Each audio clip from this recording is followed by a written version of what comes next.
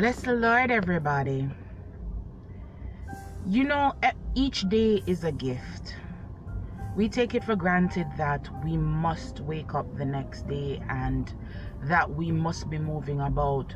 When I come out on the road, I notice all these cars and all the buses and all the people walking and, people crossing the streets and children going to school.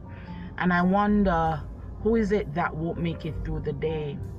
The other day, on my Labor Day project, I interacted with this counselor and his assistant, and the thought rather never crossed my mind that I would not see them again, because you really don't think that way.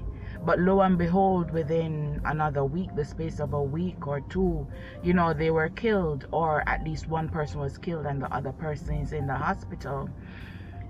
Now, we ought to really appreciate every second of every minute that we have of life. We also need to appreciate the people that are around us, or loved ones. Don't take them for disadvantage.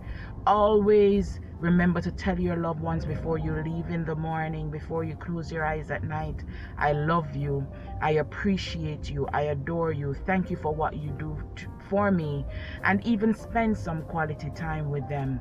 Too many of us are caught up in the things of life that does not matter.